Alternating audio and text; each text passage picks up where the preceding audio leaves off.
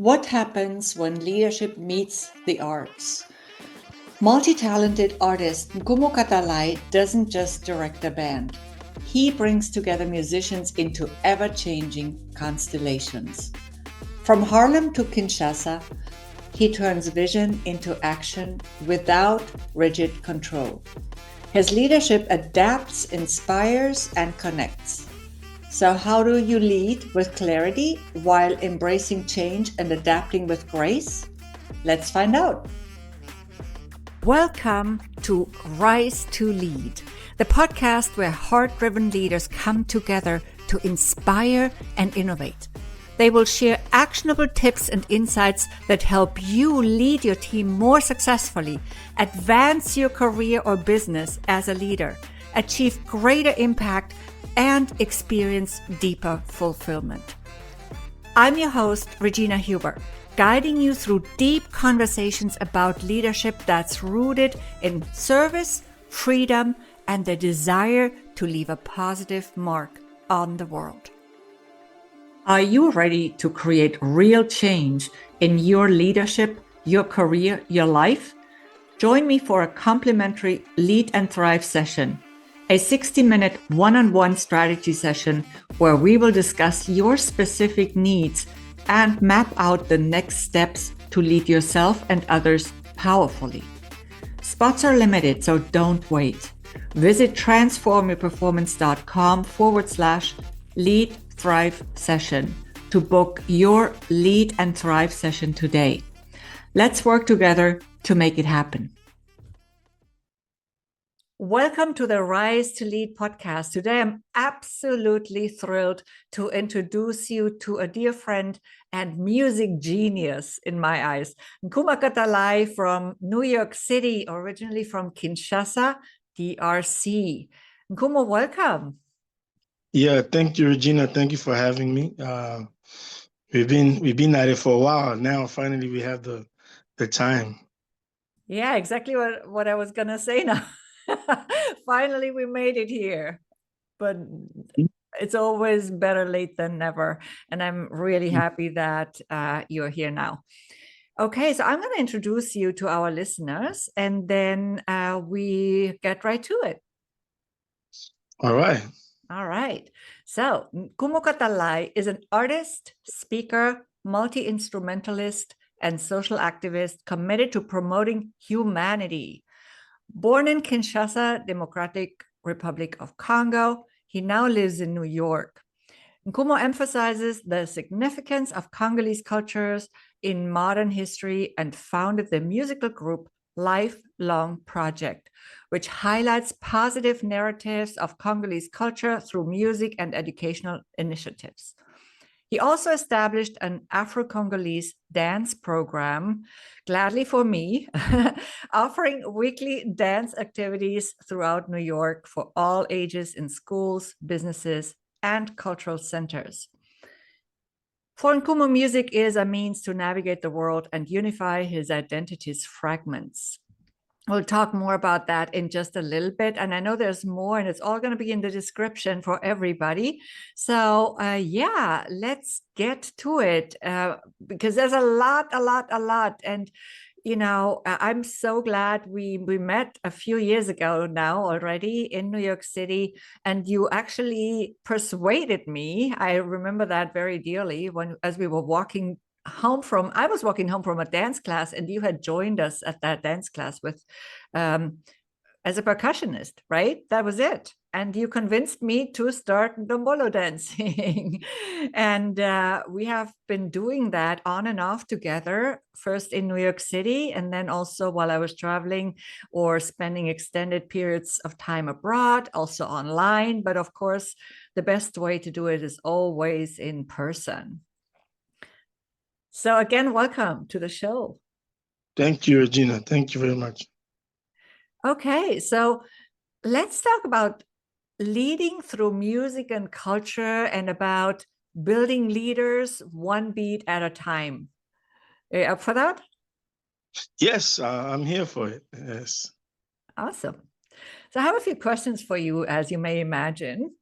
Mm-hmm. My first question would be, why is it essential to create leaders in communities, and how does that impact the ability to take on important tasks in communities? So you have some experience with community leadership and also, of course, with band leadership and the music industry and whatnot. So we're going to talk about the other piece later, but specifically about communities, why are you so passionate about this topic, and why is it essential to have leaders and create leaders in communities? Oh, thank you. This is a wonderful question or topic to really have a discussion around, because we see our society, we see humanities. Um, we can't be surprised. Historically, you'll see there'll be few people names left, behind, and usually those are those who stand out. The standout comes out from the fact that leadership is actually the conscious part of our community, uh, because activities is what we found in life. Cells inside of us have a bunch of activities. Uh, Nature has activities, whether the winds is moving the trees or giving mangoes, having a fruits. All these processes are activities, but the most conscious activities are called projects, because they are meant to establish clear goals and to guide this bunch of activity into very clear routes. So leadership becomes those element of consciousness that arises among these different activities in order to guide this major conscious project. So, because if your activities are left to themselves, there'll just be a bunch of activities. But conscious mind rise out of those activities, which becomes the leaders. They start to guide activities through very conscious forms of activity called projects. So leaders are essential because they're the one who bring projects. Like a country is a project. A company could be a project which can feeds. It has goals. It has goals to reach. It has plans. So we need conscious factors or elements. So leadership comes handy in that way, because those who accept this sort of consciousness accept the responsibility that comes with it. So leaders are very, very, very essential, because they're the drivers of conscious activities in our communities. Yeah, so they organize activities into projects. That's what I'm hearing, right? And then they don't only manage them, because if not, they would be called managers, but they bring their own values and their own, consciousness, their own awareness to the game, so that they can add value in their leadership roles, right? Yes, indeed. And then grows from there. These things can become so many things, within itself. But the key is that conscience factor is very essential to communities, to many places. Yeah, absolutely. So let's talk about your role as the leader of a band, right? Or several, actually, and constantly changing bands, because you have played with a lot of different musicians, and you've also been on stage with quite famous names. So as a band leader and musician, I know you as somebody who is constantly taking initiative, constantly guiding others, and so how do you live your own leadership in your music? How do you bring that in? What does that look like? To start, first in New York, we don't really have bands, we have groups. Hmm? So like for instance, in my what people see as a band that I Mm-hmm. name as a group within is a more core element. I'm the only person who's there available. Everyone else are projected managers or others who come to join in this vision in order to bring different elements to our community. So these people can be exchanged, like they're exchanging the different gifts and the different ability. So the only person is expected to be there at all time is me, while working in conjunction with so many others. So like, for that sort of mentality I had to learn it in New York, because New York moves fast, and you have to know how to manage crisis very fast. So crisis, for the lack of a better term, it's just the nature of the city is so fast. So is the demand within the human uh, labor or exchange, all those things, they have to move fast. So even if you're a band, the idea of a band was always meant people gather together and they stay together and the grow. That's what we grew up watching, from early on, because these people were put together. Sometimes they started together as friends. Many of us, because of leadership, we are starting projects. See, my band is called Lifelong Project Band. So within the time when I was writing or thinking of the philosophy or understanding what was happening around me, uh, that that clicking in my head, life is a long project for the living. So this is a band and a project. So the fact that it's a project is meant to bring initiatives to the community, to work in conjunction with others, and allow this project to link everything I see around with my main vision, which is to highlight the contribution of Congolese culture and world history. So within the framework of the band or this project, I can present myself as a soloist, as a duet, as a trio, as a quartet, as a quintet, and as a full orchestra, all within this common denominator that I have, because my vision is shaped in two ways, right?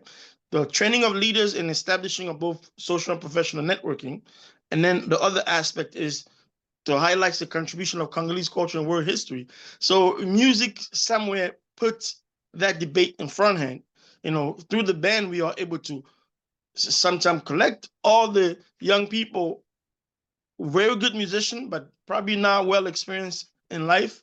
Through the project, the training of leaders starts. They not only become experienced musicians, but they become human who are able to handle projects.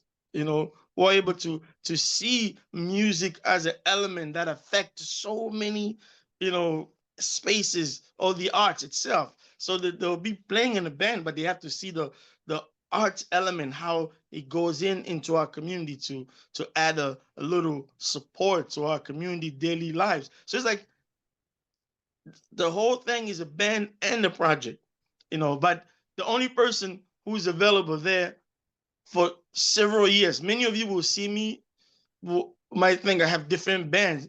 No, the band function within different groups. With different time, new leaders or young up and coming leader will show up. There will be a training and exchange. There'll be networking established. They'll fly the wings away, trying to establish other projects as well. But continuously, the lifelong project becomes like a homebound where they can show up anytime to perform, or maybe when other artists show up, like you've seen me play with others. To me, I'm trying to always see where the contribution of Congo will show up. If I show up playing with the jazz band, I'm there to highlight the contribution of Congolese culture, you know what I mean? And, also establishing this professional networking and possibly exchange this training sort of, format, because you learn things from others. You see how their project is contributing to the community. Like it becomes that constant exchange, which forces us to always collaborate with different, elements. Yeah, this is super interesting. And I noted, I made a few notes here because I wanted to touch on a few things that I believe are related to what you were telling us just now. So of course, yes. So you coordinate everything, right? You're that central figure, that central person in the middle of it all, and you bring people together. You bring in sometimes visiting artists. Sometimes I've seen artists from maybe a different city, but also even abroad, right? And also maybe from Congo, from Kinshasa, or from even Brazza, and you bring them in as they are there, and it is all like a new mix. So you mix it up again. So you probably, yeah. And so you And probably also need a lot of patience in this process because you're working with new people. They, they need to somehow fit into the whole, right? So yeah. that makes sense together. So talk a little bit about that or that challenge. Wow, these are great points because a lot of time when we play music, folks see music, Mhm. but these are all the elements, especially at the leadership level. Uh, when I'm mentoring some young musicians, it goes beyond just playing music. They have to notice these things because I look at it this way. I could go from a musician to a minister of culture to a vice president of a country and seamlessly be able to work in those sectors. So that means while a musician, you have to learn the way our community works, the way training of others works, the way now they can almost giving like a degree from graduating in the process as well, while you yourself collecting all this data to continuously learn because human comes with different forms of challenges. Like you said, folks will be coming from a different system. The band serve as a way to integrate somebody. Like you have folks who've moved in from Angola or Congo today, but as you are working music, at the same time, the vision here is two things always, like I said, highlighting the contribution of Congolese culture and world history, but the training of leaders into establishing both social and professional networking. So that right there, putting these tools, one is in hammering on the cultural aspect, how you must be proud of where you are from and how you could utilize your ability and to be dynamic in the process. Like being a good musician is being dynamic. You'll understand dynamic. You'll understand that different audience will respond to different ways for you to apply the same songs. You learn that same songs are not played in the same way because it's the same song. Like different day will bring you different challenge. Like you have to notice how the band energy is on that day. How maybe half of the people are tired. When you are playing the drum, now I have to be a little bit more lower. Kumu voice is a little broken. Like, let me play where I'm with him versus on top of him. Like all these dynamic that comes with executing the cultural element, which is also on the other side, the leadership is somebody come newly here. This might be the first college like access they have. This project. This might be the first studying place that they have to learn how to integrate not only the system that is in front of them, Mhm. but also the whole system that is outside. So, and the band becomes that premise, like the first element that they have for them to start getting integrated to the whole, or not even just integrated, but understanding at least what is at stake. Like this Yeah. is New York. It's fast paced. You are expected to be there at 10. Please don't get up at 9:30. Mhm. 10 means 10. So calculate the time. Trends have schedule. Like these are integrational format that because of the band, people are actually not, for the lack of better term, are forced to learn very, very quickly. And this goes from the band and disseminate to the overall social sectors. Like the Yeah. person will know to go to a job, they don't have to come late. They'll know, in a job, there's a certain expectation. Like you're a drummer, learn the material, have questions, things like that. And then we applying it, to let folks know this is how you can apply also in society, Yeah. while executing it here. Those are the element, like within that, uh, you have people from different places, they've learned in different systems where you have to be as patient as well because it's not overnight. Somebody might grasp an idea, but we create mechanism within the band. We create mechanism to facilitate people executing what they have found there in front of them, like how to integrate people in the system, like in a shorter time. So with the experience that we've accumulated, we build that. So folks will come in my band, they'll know, okay, this is playing music, but this is executing Kumu's music. Two different things. Right. So all Right. that, everybody learns it different. So you have to also learn folks by I like to always tell people, let's have coffee. So I tend to have coffee with almost everyone who join in my band.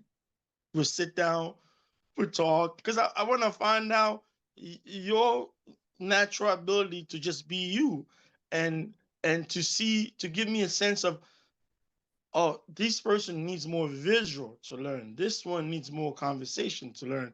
This person needs more follow up. Like, I had to get access to all this, by having coffee with guys. We'll talk, it gave me a sense of understanding where they're coming from. To also create a sense of understanding, to know where to push and where to be a little, take your time. So all those things, and you continuously have to learn it, because somebody might come to the US today, but the pressure of getting a job the next day changes all their dynamic. So you have to adjust, to that as well, while still showing each of us that we still have to accomplish goals. We still have to beat our deadlines. We still have to execute, like, because we're serving our community. When we go out there to play music, we still have to have a mindset. Yes, they are our brothers. We see them, but we have to treat them all like our clients. Like, the reason we show up early, the reason sometimes we have uniform, to give them a good display. All those things, sometimes for somebody just to understand that, it takes a time, you know what I mean? Because you have Right. this exceptional time where everybody's wearing black, but one decide to just go their own color. You know, you have to be patient as well, even though he sells your band short. But you have to know, what happened in the mix. So gathering all this data continuously.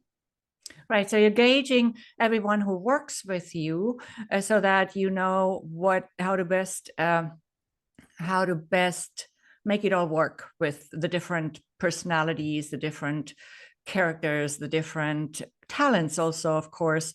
And then you're also gauging your audience. So you adapt your energy, the way you play at a certain event or in a certain setting to your audience. And of course, also you might, have to adapt, and you do have to adapt, in fact, to the different venues. Right. It's Yeah. not the same. I've seen you in different venues. Like, it's not the same playing at Shrine in Harlem as it is at the MoMA Yes. outside, where I saw you once, right? Completely Oh, at different the setting, Apollo. different Oh, show.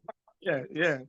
Or Yeah. playing at the Apollo, at the sold out show at the Apollo. Yes. Like, the audience is coming there to be fed in different format. Like, Mhm. you must study it. Sometimes right there, and you look at what you have as a roster, and what you have as a repertoire. You call them to say, we're gonna pull this, adjust it to that. Like, if- folks, like, we do it in a way that the adjustment, if it needs to be made because of where we are, we could be able to do so. Right. Yeah. For those of our listeners who do not know what the Apollo is, it's a big theater in Harlem, New York City, right? And then I mentioned the Shrine. It's a small, it's a bar, like a, yeah, The lounge, the a night community bar. is Yeah. You hang Mhm. out. Yeah. And then the MoMA is, of course, the Museum of Modern Arts. So, and then there are, of course, many other venues where you have played all over the country and outside the country as well. And at Apollo, I saw you once on stage also with Fali Pupa. And I know Yes. you played with him and other people before that some of our listeners might be familiar with. And let's talk about you just recently visiting Kinshasa after a very long time, a completely different setting again. And you also, of course, took took the Yeah. initiative to bring some musicians together and to then bless us with those videos. So tell us a bit more about that. Kinshasa, just even to talk about Kinshasa, I had to, like, guide the listener to go listen to my song Nazobela. Why? Because the song was originally, as we were starting to write it, it started like a blues song, love song with my friend Parfum Zola. And as Zola moved away to Atlanta, as I started to hear the song, as we started to write it, I started to rewrite it into a child who's been out of the country for such a long time and long to see the home, but asking home like Congo, like how would you do that? How would you allow history to happen to accept that your child stays 28 years, out of range, like somewhere, like it's almost I'm analogizing like Congo, you have not complained, like me being out for that long. And so it's like the song becomes Nazobela, which means I'm not well, Mhm. as an analogy, how can Congo do that? And it plays out into what's happening in the Congo constantly as well. Because sometimes we are outside of the Congo watching home, going through different ups and downs. So, and as you say, going back home 28 years after, it was surreal, but oh, thank God for memories because, people were amazed. I still remember Kinshasa, as a Yep. youngster, music, the arts pushed me to go so many places. That's what allowed me even today after I went home to remember. But it was nice to kind of reconnect. Things have changed. Kinshasa looked a little bit small in my eyes. Maybe I don't know because I've been in the States for such a long time. Uh, but also it has a lot more people. But it's still home, man. It's still Yeah. home. You know who just came back from Kinshasa also? Cham Jamalambongo, the guy that I wanted you to meet on your way to Kinshasa, and he was just there Right. himself. So I'm sure you two have a lot to talk about. And yes, and you just literally brought out two more songs, right? Just Yes. lately. Yes. Yeah, and we're gonna definitely also add those links to the description so people can check those songs out. Where can they find those on YouTube, right? For some of the videos, Yeah. or Folks can stream in on all Mhm. platforms. Ideally, you could go Apple Music and then you could go to Right, Spotify. But the audio is also available on YouTube. We'll be working right. on the video very soon. Okay, all right. So I'm definitely gonna add those links, and we're not done yet here, but I have a lot more questions today. Yes, because you don't only coordinate musicians, you also coordinate singers and dancers, right? You sing yourself, you play yourself, you dance yourself. So you do all the things that you coordinate as well, and those are also different challenges I can imagine. Oh, definitely. Yes. So let's just talk a little bit in this context also about, so when you play with other musicians, like Fali, for example, right? And now suddenly you're no longer the one who leads the whole thing. So what does that feel like to you? And how does that change your dynamics? Wow, this is a very interesting question or topic to talk about. Like I'll tell bandmates who play with me, I say the day you will have me play in your project, you will be surprised because I only ask you guys to give 100 because I'm only learned to give 110 to any project that I'm involved. This is as a youngster because I came up with the elders, as a musician in my young age, I participated in different, chorals, chorale, in churches, and I was a musical director as a youngster. I was voted as president of the musical group in '98, and when I contribute to project, I always look at it. I always tend to look at somebody's project as my own. Mm. This is how my mind is wired since I'm young. I'm the firstborn, of course, but uh, by Yeah, me being the too. first, I know by, that challenged me too. by being the firstborn, friends of my own age, at certain time, quickly for some reason, we didn't have same interests. So I befriended folks who were older than me, you know, very early on, and I got a sense of like it's always like a team effort. Like you get your part, you get your part, and then the wisdom that was shared along the way, kept me maybe also because of my background in the church, because in the church there's always, the Holy Spirit, when God is there, you gotta I do don't know. so but some audience will probably know what I mean. Those who, Yeah. who went, to churches like some of us. Mhm. The idea there was, even if there's one person in the church, in the assembly, you know the Holy Spirit is already there. So you have to always give full, like you don't give halfway. So it's like when I'm involved in other people project, I leaders are first servants. You know what I mean? Like actually, leadership. The paradox about leadership, you're a servant. You know what I mean? Uh, when you're a leader, you are constantly finding ways to serve your community. Mm. So, in the same way, when you are calling to do a project for others, it doesn't change. Actually, it's actually a good occasion to showcase how leadership function through the respect of getting involved with the nitty gritty, or what is the demand, or what is that conscious idea that leader is trying to explore with their project. So it's like I go full, you won't be surprised. Others will enjoy me in their project. Fali, the time you see me play with Fali at the Apollo, that's like years back. The first time I played together with him when he first released his first album, 2006. I was the drum set player at the Manhattan Center.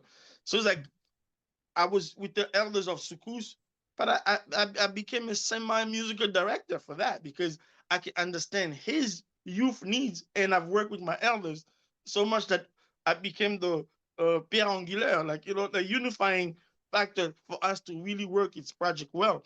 But I go in on folks' project. Okay.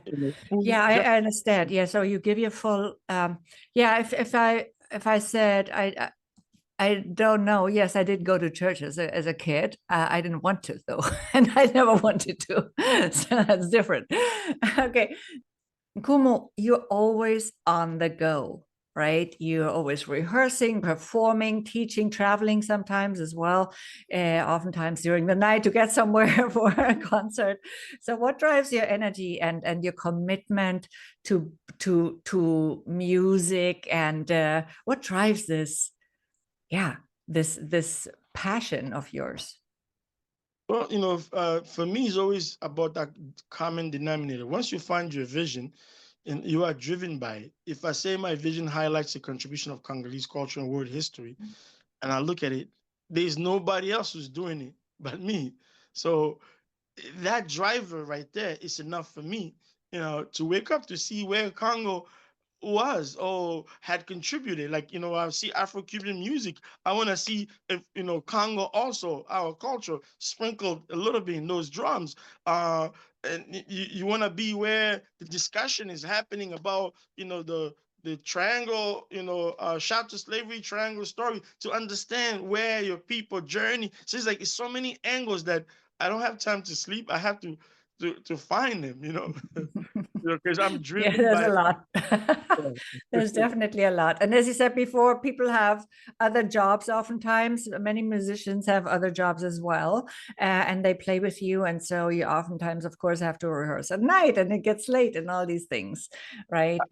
And that's just the nature of New York as well, because when we get others integrating them, we have to make them understand. Like first thing I tell musician, you know, the idea that mainstream sells to all of us, that musician, wow, you make money, you are the richest person. I need you to take that out of it. Work as hard, but also work as hard in building you. If music is part of building you, work as hard at it, but also go get a job. Have some means to survive. As you learn to combine it, as you learn the different ways, maybe the business way that involves the music, learn to provide project to your community, and learn how to get means while you are providing this project. Con- Connect all that, multiple fronts, not one front. It becomes really like for me, for instance, if I have one event, if singers practice 4 times, musician 4 times, dancers 4 times, That means all these 4 times that I'm saying, I'm there. So I'm practicing 12 times. These are just things that you have to meditate for, to know that it comes with leadership comes so much responsibility. Sometimes I used to be, oh, my voice is tired, but it's actually good for my voice, because eventually, it gets the voice, ready to go. And all those dancing is get your breathing ready to go. So it's like you see the benefit. But on top of it, you still have to go work, because, New York, you have to combine. Okay. Yeah. So to bring this to a close, right? Let's come back a little bit to the community leadership, and just briefly, for those who want to step into this road, want to step up as leaders in their communities, what's one single key lesson from your own journey that they should take to heart? Oh, wow. The key is always beyond you. It starts with you, but it's always beyond you. It starts always with you, but at the same time, it's always beyond you. Meaning, and you'll be the starting point of everything that's happening. But the minute it starts, it's no longer about you. The minute it starts, it's no longer about you. It's about that bigger picture. That bigger picture, if you accept it well, it'll become the fire that lights your heart every time. Because knowing that when I was teaching in schools, that I got children saying "Eureka," like meaning like I got it, like from discovering a drum line. These are sometimes I was given, out of 26 children who perform with me, 23 were the most troublemakers. But because of what I had to go do with them, allowed me access to understand where they are coming from and providing them a different option. That stays with me for the rest of my life. So it comes back too. So it Yeah. starts with you. You give your gift in a way, right? And then it's also coming back in the sense of satisfaction, learning, because we learn as well. It's not just that your students learn from you, you learn from your students, right? Yes. It's always like that. It's unavoidable, and that is very precious. Okay, well, that I'm gonna wrap it up today. And Nkumu, I'm so happy we could make this happen. Finally have this conversation here. I know we talk a lot about other stuff all the time, but not necessarily about this. And I know you're a very busy guy. I truly appreciate you coming on with me today. Thank you, Regina. I appreciate you.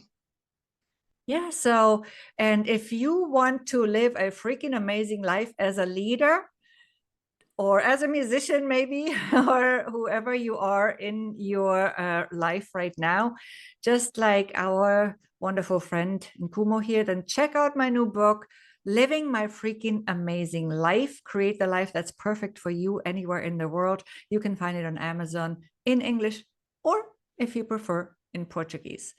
Thanks to everyone listening. If this episode resonated with you, share it with your friends, and stay tuned for more leadership wisdom next Thursday.